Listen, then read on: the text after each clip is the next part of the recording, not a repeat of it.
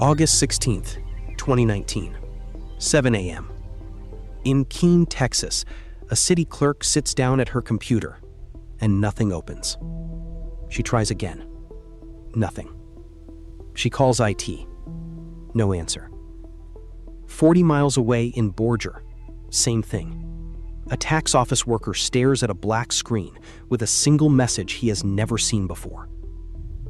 60 miles from there, in Wilmer, police dispatch cannot pull up a single record. Emergency services in another town cannot access the system they use to track calls. A court in Kaufman County cannot process a single case. By 8 a.m., 22 separate Texas governments are offline. Not one, not two, 22. Simultaneously. Same morning, same hour. Every single screen showing the same message. A ransom note. One attacker had just switched off 22 governments in a single keystroke. This is how they did it. To understand why 22 towns fell at once, you need to understand what small-town government IT actually looks like. It is not what you imagine. There is no server room with biometric access, no cybersecurity team monitoring threats, no incident response plan sitting in a binder. In most small Texas municipalities, there is one person, one IT administrator who also fixes the printer, who also sets up new employee email accounts, who also troubleshoots why the mayor's laptop keeps freezing. That one person is managing the digital infrastructure of an entire government, courts, tax offices, property records, emergency services, on a budget that hasn't grown in a decade. And they cannot do it alone, so they hire help. Across Texas and across America, small governments outsource their IT to managed service providers, MSPs, third-party companies that remotely manage the technology for dozens or hundreds of clients simultaneously. The MSP model makes sense on paper, efficient, cost-effective, logical, and catastrophically vulnerable. Because when an MSP manages 22 towns, all 22 towns share infrastructure, shared software, shared remote access tools, shared credentials in some cases. The attacker did not need to find 22 separate doors. They needed one. The MSP was the door, and nobody had locked it properly.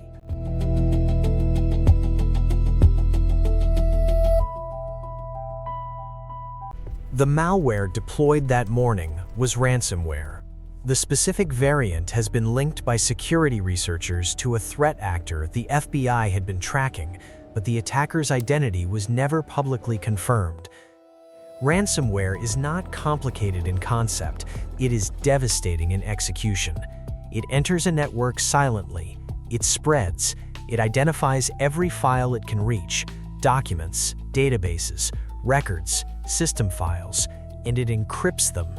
Encryption means the files still exist, they are still there on the server, but they are scrambled, mathematically locked, using a key that only the attacker holds.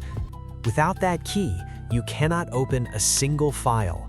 You cannot undo it, you cannot guess it, you cannot brute force it. The data is there and completely inaccessible at the same time. In this case, the malware moved through the MSP's remote management tools. Remote management software is designed to give IT providers access to client systems from anywhere. The attacker compromised that access and used the MSP's own tools, the same tools designed to help these towns, to push the ransomware outward to every single client simultaneously. It did not spread gradually, it did not move from town to town over days.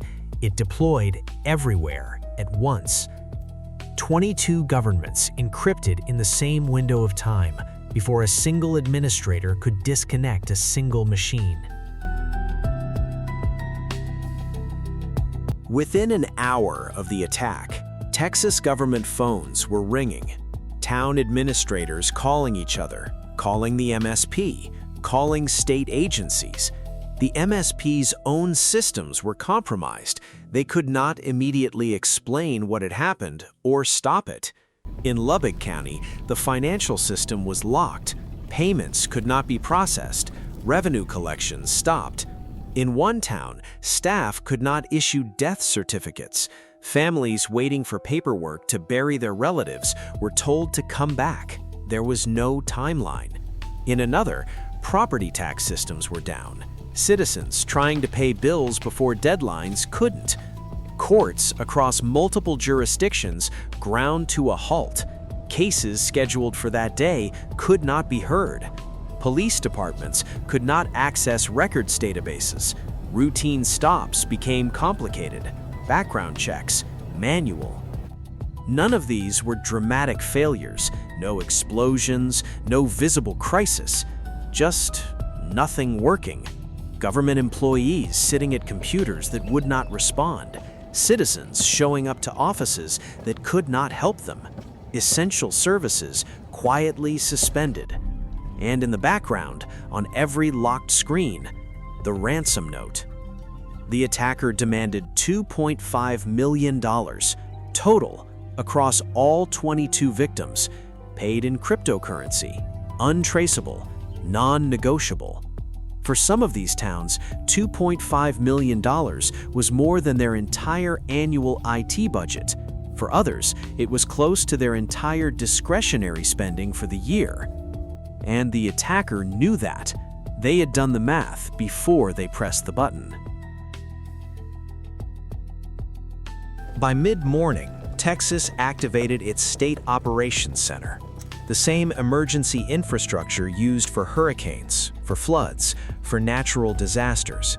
A ransomware attack had, for the first time in American history, triggered a statewide government disaster response. The Texas Department of Information Resources began deploying teams to each affected town. FEMA was notified. The FBI Cyber Division opened an investigation. The Cybersecurity and Infrastructure Agency, CISA, classified the incident as a Level 2 coordinated attack. 22 separate crime scenes. Same attacker, same malware, same ransom note, same timestamp. What alarmed federal investigators was not the technical sophistication. The malware itself was not novel. The encryption was standard.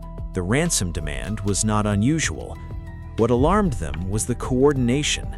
Someone had spent time, weeks, possibly months, mapping the MSP's client list, identifying which towns used which shared systems, understanding the remote access architecture well enough to use it as a weapon. This was not opportunistic. This was planned. The attacker had blueprints for 22 governments and waited for the moment to use them all at once. The simultaneous nature was the message. Not just, we can hit you, we can hit all of you at the same time, and there is nothing you can do in real time to stop it. Every ransomware victim faces the same impossible decision. Pay, and the files come back. Government resumes. The crisis ends in hours. But paying funds the next attack. It proves ransomware works. It makes every other small government in America a more attractive target. Don't pay, and you rebuild from scratch, from backups if they exist, manually if they don't. Recovery takes weeks, sometimes months. Sometimes data is never fully recovered. All 22 Texas towns refused to pay. Texas took an official public position: no ransom, no negotiation. Recovery teams worked on the clock. For towns with recent backups, restoration began immediately. For towns with outdated backups, the gap between last backup date and attack date meant data was gone, permanently. One small municipality lost records spanning years. Not encrypted, not locked, just gone, because their backup system had quietly been failing for months without anyone noticing. They found out during recovery. Some towns were fully operational within days. Others took 3 weeks. The courts caught up eventually. The tax systems came back online. Death certificates were issued. Slowly, manually, painfully. The attacker collected $0, but they had demonstrated something that no ransom payment could have proven more clearly. After the attack, investigators identified the threat actor. No public arrest was announced, no extradition, no trial. The attacker, whoever they were, faced no public consequence. Texas responded with money. The state legislature allocated $75 million for local government cybersecurity, new requirements for MSPs working with government clients, mandatory incident response plans, required backup systems, minimum security standards. CISA issued new national guidelines specifically addressing the managed service provider attack surface. But policy does not update software. Money does not train the one IT administrator in a small Texas town who is still managing everything alone. And there are thousands of small governments across America still running on the same model. Shared MSPs, aging systems, no dedicated security staff, backups that haven't been tested in years. Texas had 22 towns hit simultaneously. The attack worked because the attacker found one shared point of failure and exploited it perfectly. That model, one provider, many clients, shared infrastructure, did not disappear after 2019. It is the standard, everywhere. In the years since the Texas attack, ransomware against local governments has not decreased. It has accelerated. Atlanta, Baltimore, New Orleans, Colonial Pipeline. These are the names people remember. But beneath those headlines, dozens of small governments hit every year. County offices, school districts, water utilities, emergency dispatch systems. Each one a version of the same story. Underfunded, understaffed, trusting a shared provider, unprepared for the moment the provider becomes the weapon. The Texas attack was not the biggest ransomware incident in American history. It was not the most expensive, not the most technically complex. What made it significant was the simultaneity. One attacker, one morning, 22 governments paralyzed before anyone could respond. And the lesson, the one that has still not been fully absorbed, is simple. The attacker did not need to be sophisticated. They needed to find the shared infrastructure, map it, and press one button. 22 towns, one door, and it was open.